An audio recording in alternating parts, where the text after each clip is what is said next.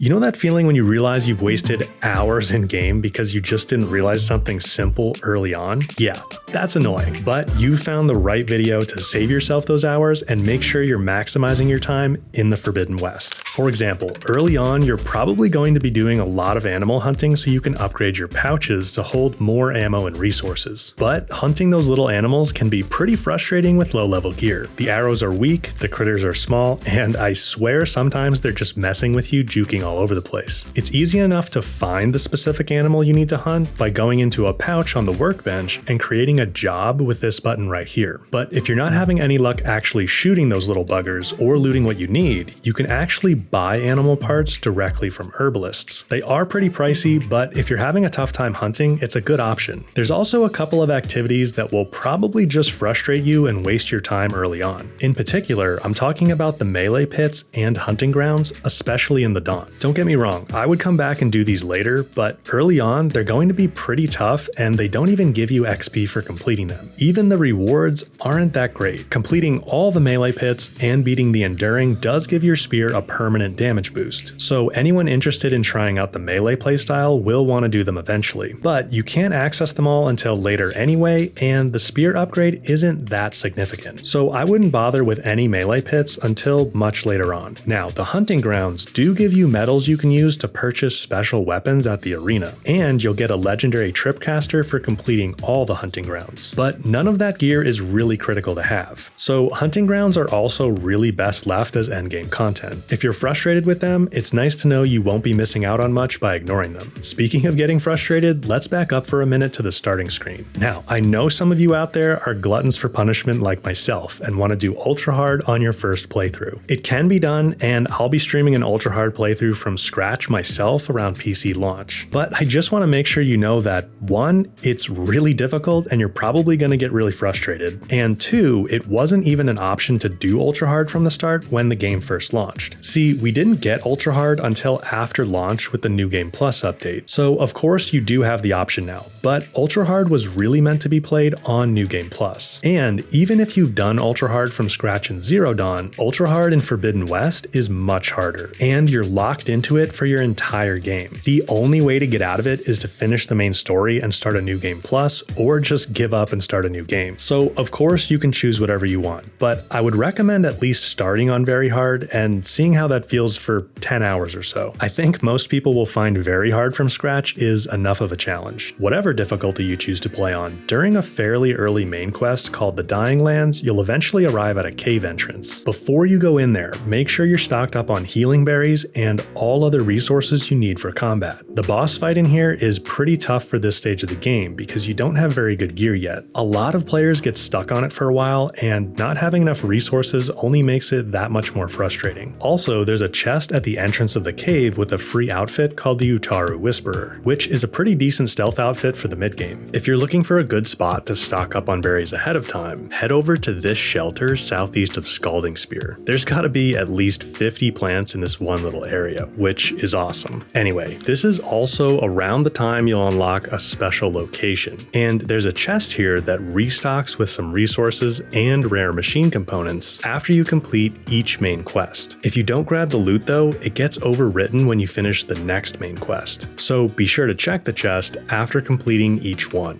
It's also worth noting that you'll be able to fast travel to this special location for free from anywhere on the map, and because you can fast travel between campfires for free as well, even if you've run out of fast travel packs, you can use the campfire at the special location to go anywhere else on the map. Now, that special chest doesn't get any new loot after side quests or errands, but there's tons of rewarding side content to do. Of course, you'll find most of it through organic exploration, but it's sometimes hard to tell if you've picked up all the quests in an area, so keep an eye out for people sitting on benches who like to share rumors. Chatting with them for a second will always reveal a new errand or side quest, and it's a nice way to make sure you're not missing something in the area. For example, it's actually pretty hard to miss the gauntlet runs, but on my first playthrough, I didn't bother finishing them until much later, but I kinda wish I had. Not only do they give you a generous amount of XP, but winning all 4 will also net you the legendary Karja's Bane warrior bow. Maybe you haven't played around much with warrior bows, but when you know how to fire them quickly with the spread shot weapon technique, they can actually dish out a ton of damage really fast. Plus, warrior bow ammo is super cheap to craft, so using a warrior bow as a high DPS weapon can conserve a lot of resources. And the Karja's Bane is arguably the best warrior bow in the game, so the gauntlet runs are definitely worth doing and even prioritizing before finishing the main story. They can be a bit tricky, but the major things to remember are crouching anytime you see the off-screen warning indicator, and either whacking other riders with your spear or hitting them with an arrow whenever you can. Another easy XP activity is Machine Strike if you're interested in playing this board game inside the game. The tutorial and the first match can be found in the Chainscrape Tavern, and you'll find additional strike matches in most of the settlements. Now, I'm not much of a strike player myself, but if you want some tips on that and a ton of other stuff about Horizon, I have a great guide made by HuntKS linked in the free Horizon resource database that I created and then my friend Twinge upgraded into its current form. I link the resource database in all my video descriptions, by the way. Back out in the wilds, you're going to need to do a fair amount of climbing. I have a bunch of climbing tips in my starting tips video, but one I forgot to mention is to keep an eye out for ladders that you either need to interact with or shoot down. These are mostly found in ancient ruins and are usually a shortcut back up in case you fall. I've definitely made the mistake of not bothering to put these down and then wishing I had. As you explore and loot, you'll find your hunter's toolkit begins to fill up with a bunch of new items, making your toolkit a total mess. It can get pretty annoying having to scroll through all this stuff when you just need to get to something quickly, like a potion in the middle of a fight. You can hold down the use tool button to edit how items are organized, and even disable certain items from showing up at all. But unfortunately, when you loot another copy of a disabled item, it will pop up in the toolkit again. So to keep these items out of your toolkit permanently, the best solution is to get enough of that item to max out your inventory capacity for it. Then when you loot another copy, it will be forced to go to your stash instead of populating the toolkit. Not the most elegant solution, but it is the best way to keep the toolkit tidy. I also wish I had been looting Leap Lasher pods early on in my first playthrough. Of course, there's plenty of chests and loot all over, but you can also find piles of Leap Lasher pods near Leap Lasher sites, and these can have a lot of useful resources in them. Plus, unlike chests, they will actually respawn, so you can farm them by fast traveling back and forth. Most of the Leap Lasher sites are in the southern part of No Man's Land. While we're in the map here, I also wanted to make sure you know that you can turn off different layers if you want to focus on something in particular, or if you just feel the map is too cluttered. Keep in mind though that even with all the icons on, there are a number of unmarked machine sites to discover around the map, which is pretty cool, so keep an eye out for those. Speaking of machines, in Zero Dawn, fire was pretty effective against many of them because of the burning damage over time effect. It still works that way in Forbidden West, but the damage over time has been nerfed, and a lot of machines are now resistant to fire. So you generally don't want to use fire unless you're trying to trigger a blaze canister, and even then there's usually something more effective you can do. So yeah, buying gear for fire ammo generally isn't worth it. But perhaps my biggest tip for you is to never sell any gear once you have it. I know it can be tempting to recoup some shards as you get better stuff, but trust me, you'll regret it. You don't really get that many resources for selling gear, and sometimes you'll realize that a lower rarity weapon you got rid of was actually better than something new you picked up because the ammo types or perks are better, or just because you had already spent the resources to upgrade the old piece of gear and you haven't done that for the new one yet. Also, if you sell an outfit, then you can't use the apply look feature, which lets you equip one outfit for its stats, but take on the appearance of another outfit you like the look of more. Now, if you do sell something you want to get back, you can go to the buyback section of the merchant inventory to get it, but only the last 30 items are found here, so there's a very good chance you'll lose it permanently, especially if it's a piece of gear that came from a quest. In that case, the only way to get it back would be on a New Game Plus run. Another reason not to sell an outfit in particular is because they come with a unique skill boosting weave locked on them, and there's only one copy of each of these in the game. You need to upgrade the outfit to unlock the weave and remove it to use on other outfits. So you at least want to keep an outfit until you can do that. Now, my one exception to the no gear selling rule would be with certain green weapons early on. Most players don't realize that if you fully upgrade a weapon, when you sell it, you'll actually get different resources than what went into upgrading it. In the early game, you can use this to your advantage to get some machine components that would be otherwise hard to get. For example, selling a fully upgraded knockdown sharpshot bow will net you bellowback sack webbing, but to upgrade upgrade the bow, the only unique component you needed comes from leap lashers. It's a pretty niche trick, but a good one to keep in your back pocket. Now, just like in Zero Dawn, weapons and outfits can be equipped and modified with coils and weaves. But I think a lot of players forget this is an important aspect of the game, especially early on when your weapons and outfit could use any boost they can get. You'll figure out pretty quick that purple coils are the best you can get in the base game, but don't ignore using green and blue ones. The stats for blue coils in particular aren't too far off their purple equivalent, so they can certainly make a notable difference. Plus, they're much easier to get than purple ones. Now, unlike Zero Dawn, you won't be able to farm many types of coils from machines anymore. Instead, pretty much all the good ones come from merchants and looting specific quest machines. So there's a limited quantity in a single playthrough. And it's a similar story for the outfit weaves. However, the green +1 weaves are for sale from a few merchants, and they're much more affordable. If you want to see where to find all the best coils and weaves, I have a video for that